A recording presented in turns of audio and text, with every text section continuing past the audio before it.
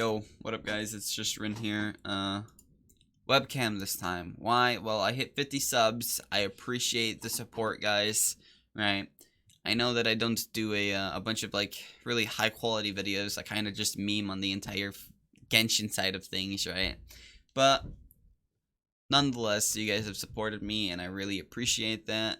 So because my Venti vs Sucrose video got a lot of feedback on it and a lot of people were interested in that topic, I figured I would do another variant of that and compare Diluc and Xiangling.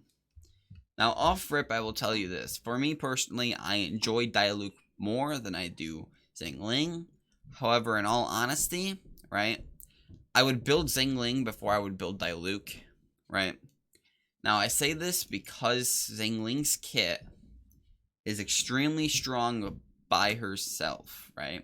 Now, don't get me wrong, Diluc is as well. But hear me out with Xiangling, right? Now, in regards to her constellations, right?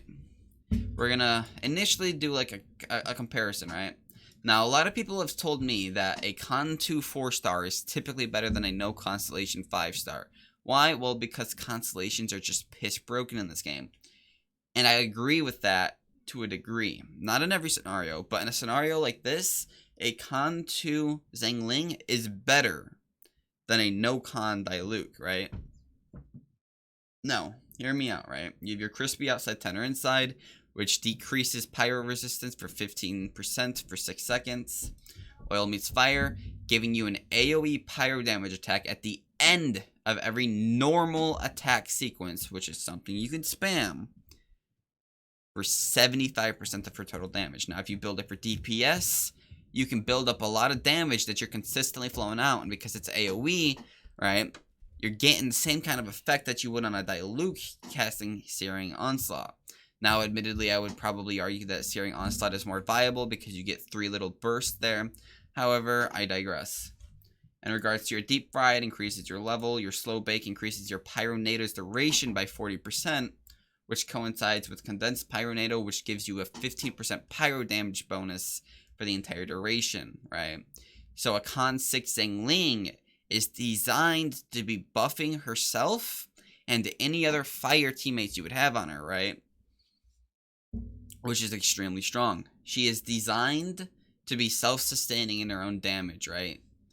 Her entire design is quite literally to build herself up, right? So for me, Xiangling, cracked, right? Nutty character. I love Xiangling, right? Now, I haven't built her all the way because I've been using Diluc, but don't get me wrong, boys. When I need 2 fires on my team, don't Diluc and fucking Xiangling, bro, together. Pardon my language. Xiangling and Diluc together, though. Amazing. Now, in regards to Diluc, you guys all know I'm a Diluc fanboy, right? This absolute Chad of a husband, right?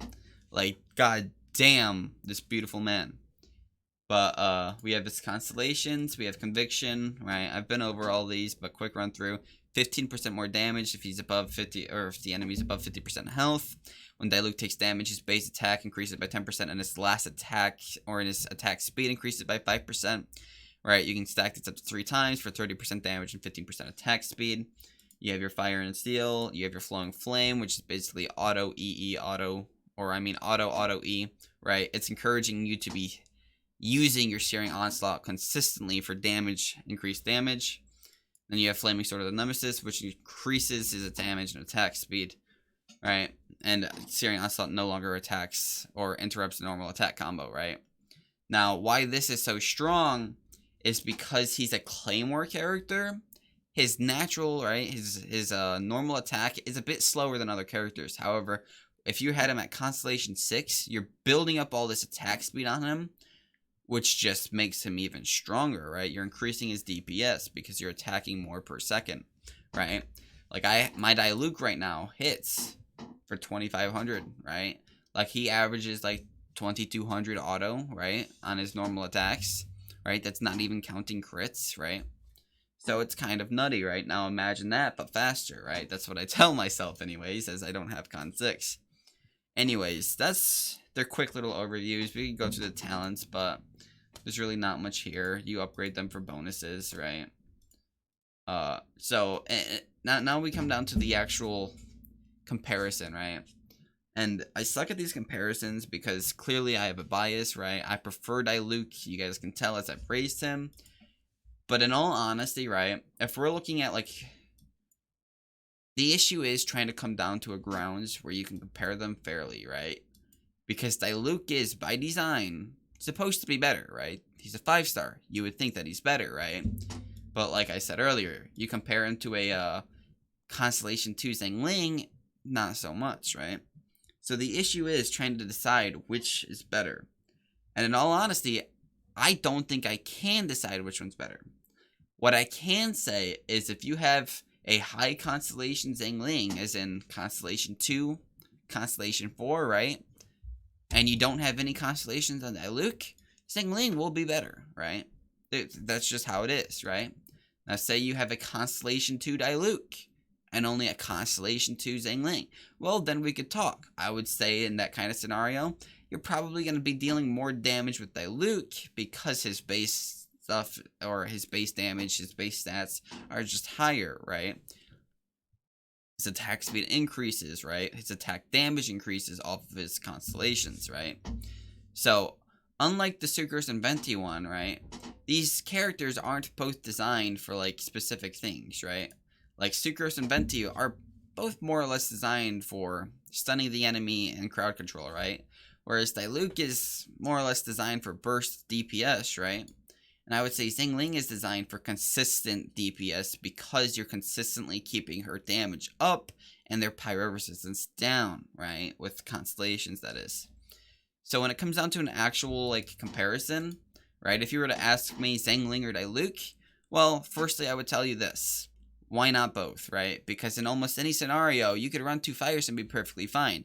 You get a 25% increased damage, and your Xiangling with constellations enables a Diluc to deal more damage, right? Vice versa, right? She enables any fire character to deal more damage, right? Which is brain dead. Why wouldn't you want to run her with another fire character, right? Now, if you have both characters, right? Now, this is going to be an answer that you don't want. Whoever you have a higher constellation on, right, is likely going to be who you want to raise. However, if you plan on doing something down the line, I wouldn't raise that character quite yet. You don't want to spread your resources too thin, okay? So say you need a fire character and your Xiangling's level 40, right? And you have a Diluc who's also level 40, right? And say you need a level 51, right? I will tell you this, right? Do you plan on raising Xiangling to level 70, right? Do you plan on bringing her to 80, right? Do you plan on using her long term, right? Right? If you do not, right, if you think, oh, well, you know what, maybe if I can get a constellation on Diluc, I'd actually just use him over her, right? I'd rather use Diluc. Then you should not over-raise your Xiangling, because you don't need her to be a high level to run her with Diluc to enable him, right? If you guys get that. So, I know this video doesn't really answer a question on who is better, and I'm sorry for that, right? Because in all honesty, there are no bad characters in this game. There's characters that are good. And there's characters that have better builds that make them good, right? It's completely dependent on how you build a character, right? It's completely dependent on your constellations, on your talents, right? The level of your talents, and the artifacts / weapons that you put on them. Anyways, if you guys enjoyed the video, which hopefully you did, but I could understand if you guys didn't due to me half-assing this. But if you guys did enjoy the video, please remember to like and subscribe. I really appreciate it. We hit 50 subs. Thank you so much, right? I kind of be like, you know what? I never thought it'd happen, and you know what? It's kind of true, but hey, you know what, guys? I appreciate it. I'm not going to take too much time on this. Thanks for watching.